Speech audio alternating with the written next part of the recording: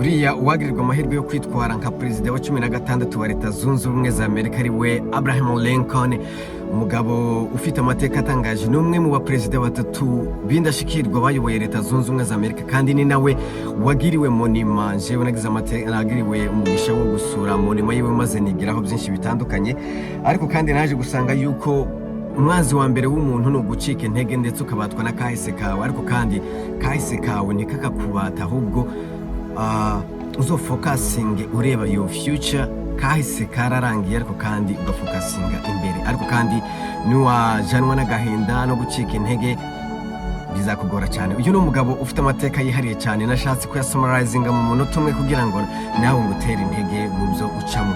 Uyu mugabo yatangiye business arahomba, nyuma yo gupfusha mama wiwe arangije agira agahinda gakomeye. Yagiye mu matora aratsindwa, yatsinzwe inshuro 14 ku nshuro 15 nibwo yabaye perezida wa leta zunze ubumwe za Amerika.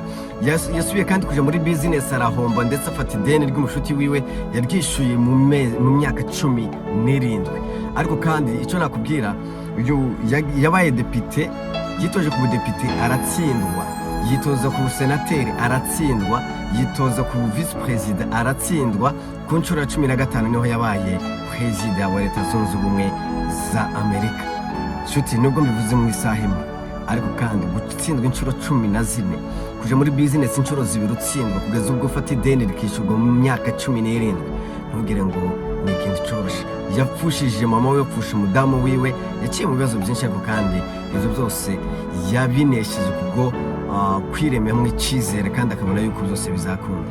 Ushobora ntabwo uba uhawe mu bibazo byinshi, ushobora guca mu ntambara nyinshi zikuruhije, ariko kandi never lose your control, never lose your focus, never lose your purpose, kandi uharanire yuko imbere hawe haba neza. Ureke kureba kahise kawe, ariko kahise kawe ufasha gutegura